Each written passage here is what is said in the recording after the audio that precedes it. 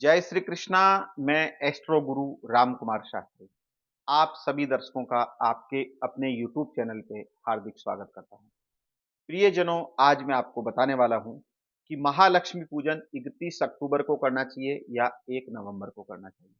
मुझे बहुत से यजमानों के फोन आ रहे हैं कि शास्त्री जी, महालक्ष्मी पूजन 31 अक्टूबर को करें या 1 नवंबर को करें। आइए सबसे पहले हम ये देख लेते हैं कि पंचांग के अनुसार अमावस्या कब प्रारंभ हो रही है और कब समाप्त हो रही है। देखिए, ये मैं चार्ट आपके लिए बना के लेके आया हूं। 31 अक्टूबर 2024 चतुर्दशी दोपहर को 3:56 पे खत्म हो रही है। उसके बाद अमावस्या लग रही है। इस दिन का सूर्यास्त शाम को 6:05, अर्थात सूर्यास्त से पहले ही अमावस्या है। और ये अमावस्या जो 31 अक्टूबर को प्रारंभ होगी 3:56 पे और ये रहेगी 1 नवंबर को शाम को 6:17 तक। तो बहुत से विद्वानों का कहना है कि 31 अक्टूबर को ही महालक्ष्मी पूजन कर लेना चाहिए और कुछ विद्वानों का यह कहना है कि 1 नवंबर को महालक्ष्मी पूजन करना चाहिए। एक्चुअल में शास्त्र इसके बारे में क्या बोलता है, यह मैं आपको बता देता हूं। उससे पहले आपको बता देता हूं कि अमावस्या शाम को 6:17 पे समाप्त हो रही है और सूर्यास्त 6:04 पे है, अर्थात सूर्यास्त के बाद भी अमावस्या है। तो 1 नवंबर को ही महालक्ष्मी पूजन करना चाहिए। लेकिन शास्त्र क्या बोल रहे हैं, मैं आपको बता देता हूं। कुछ लोग 31 अक्टूबर बता रहे हैं, जो कि गलत है। ये कैसे गलत है, मैं आपको बता देता हूं।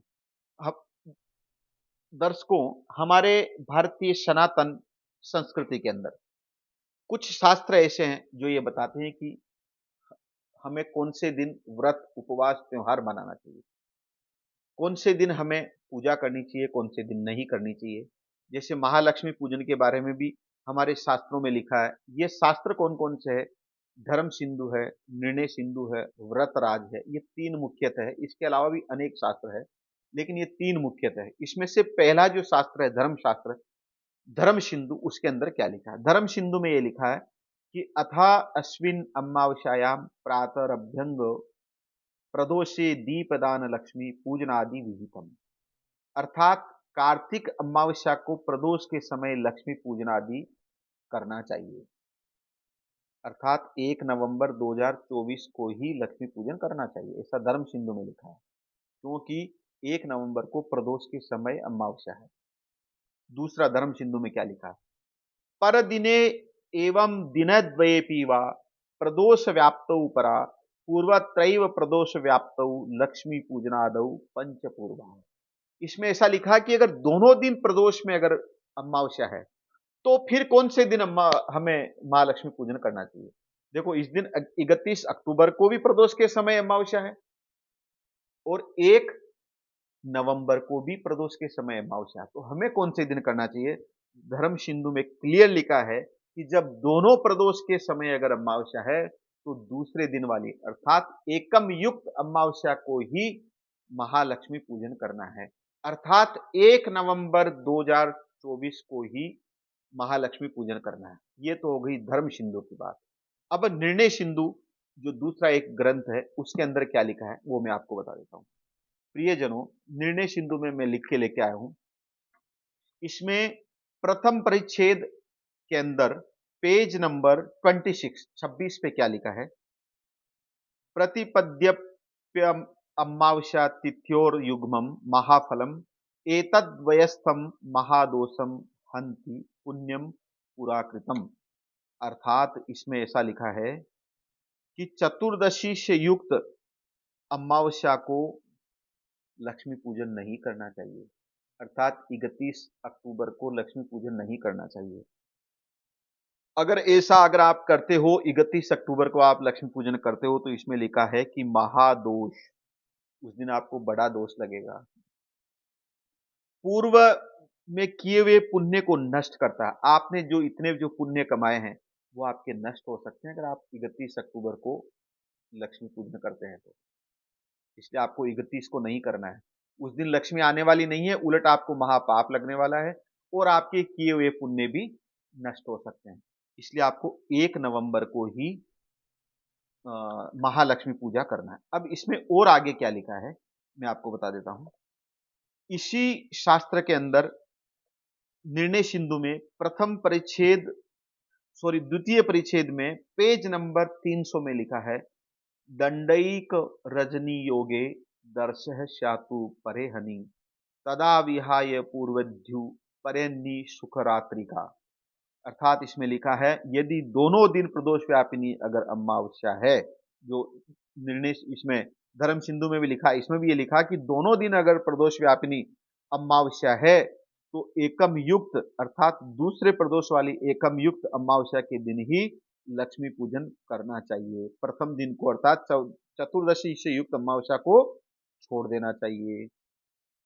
एकम से युक्त अमावस्या अर्थात 1 नवंबर वाली जो अमावस्या है, जो लक्ष्मी पूजन है, उस दिन शास्त्रों में लिखा है कि उस दिन अर्धरात्रि में आपके यहाँ लक्ष्मी घरों में घूमने के लिए आने वाली है। आपके घर में लक्ष्मी आने वाली है अगर आप 1 नवंबर को अगर आप लक्ष्मी पूजन करते हैं तो। अर्धरात्रे भवेत्येव लक्ष्मीराश्रयितु ग्रहान, आपके घर में लक्ष्मी आएगी 1 नवंबर को।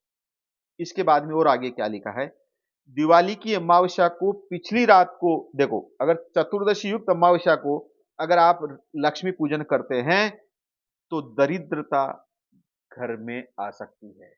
इसलिए आप भूल के भी 31 अक्टूबर को महालक्ष्मी पूजन नहीं करें, 1 नवंबर को ही करें, क्योंकि 1 नवंबर को सूर्योदय युक्त अमावस्या है, इसलिए 1 नवंबर को ही आपको लक्ष्मी पूजन करना है। अब मैं आपको बता देता हूं कि लक्ष्मी पूजन का 1 नवंबर को सबसे अच्छा मुहूर्त क्या है, या कौन कौन से मुहूर्त में हमें लक्ष्मी पूजन करना चाहिए। वैसे तो प्रियजनों, प्रदोष काल और वृषभ लगन और अभिजीत मुहूर्त ये सर्वश्रेष्ठ लक्ष्मी पूजन के लिए माना गया। उसमें प्रदोष काल और वृषभ लगन, सिंह लगन ये सर्वश्रेष्ठ माने गए, लेकिन फिर भी जो भी मुहूर्त है मैं आपको बता देता हूँ। ब्रह्म मुहूर्त सुबह 4:41 से 6:40 तक, इसमें आप लक्ष्मी पूजन भी कर सकते हैं और व्यापारी लोग जो गादी स्थापना करते हैं वो भी आप कर सकते हैं। इसके बाद में सुबह 8:04 से 10:53 तक लाभामृत वेला है, इसमें आप लक्ष्मी पूजन कर सकते हैं। दोपहर को 12:18 से 1:42 तक शुभ वेला है, इसमें भी आप लक्ष्मी पूजन कर सकते हैं।